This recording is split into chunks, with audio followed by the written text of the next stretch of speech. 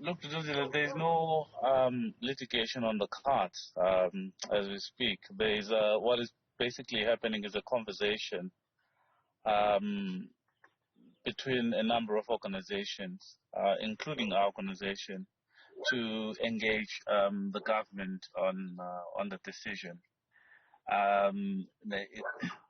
To be honest, we haven't really had a conversation around litigation and approaching the courts. Our approach at this stage is to have a conversation with the minister and to see if there's a better way to ensure greater protection of rights for the Zimbabwean migrants.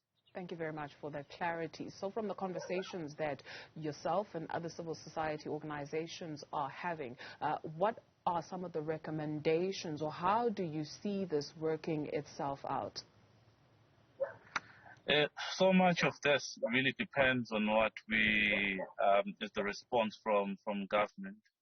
We know that at the time at which the special dispensation was adopted for the Zimbabwean migrants, there were two core reasons that were at play. The first one was the fact that the reception areas of the Department of Human Settlement was inundated with a lot of applications, and the second one was that a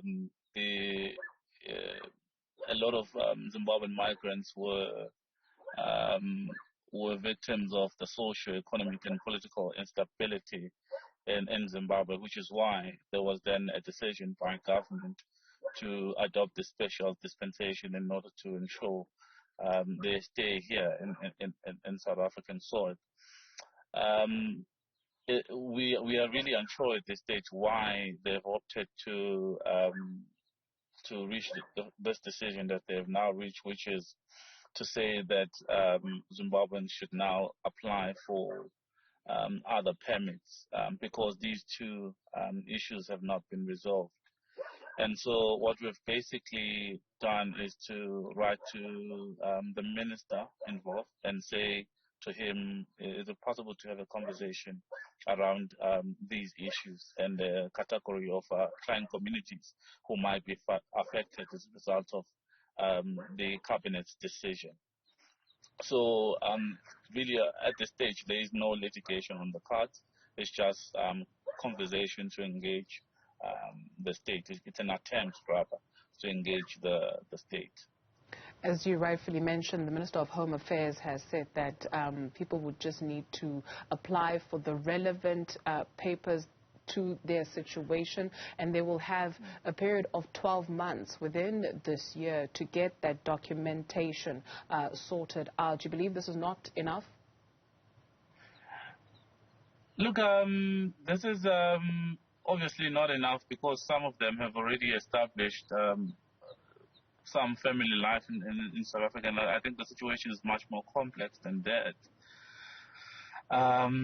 Because really, the issue is that the conditions have not changed in Zimbabwe, and they have not given the government has not given the community valid reasons as to why now this decision is appropriate at this stage, and whether they've addressed other issues in relation to their capacity at the Department of Home Affairs.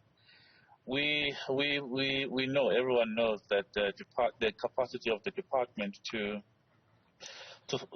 facilitate to expedite rather the application of other visas has been severely affected because of COVID.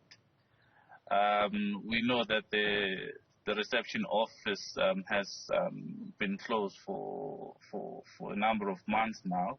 It has not been functioning. So we know for a fact that given the number of people who might be affected, there might be some bad luck, and so they'll be affected for the longest time. So this is really not enough. 12 months is really not enough.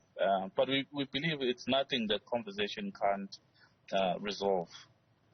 Absolutely, right? So in these conversations also, I'm curious to find out, right, in terms of interventions from you and I, from ground level, you rightfully mentioned that the situation in Zimbabwe has not changed. It's not just Zimbabwe. We report day in and two about the situation in Sudan, for instance. There are people who are forced to flee from Ethiopia, if you will. So there's a lot of movement on the continent, and that is attributed to a number of situations. You and I can comfortably or maybe not sit in South Africa, but at any point in our lives, we could also become economic migrants because there's also that aspect to the situation.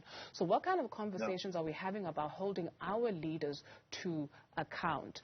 There's also another thought that says the South African government has a right to determine its own affairs and look after its own people. We've heard those conversations also playing themselves out.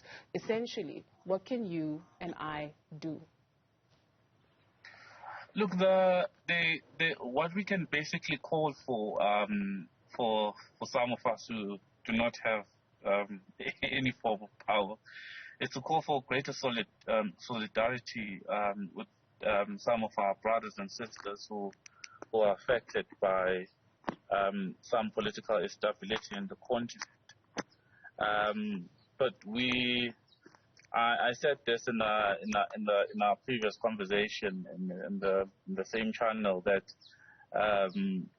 we suspect the reason behind this decision is because of the political context that took place here in South Africa, and so there's a need now to have broader conversations to educate people about some of the challenges that other people in different countries are facing, and in order to address some of the xenophobic messaging that come from different political parties and different political institutions. So it's basically about training and having conversations about what are the real the lived realities of some of our people in the continent.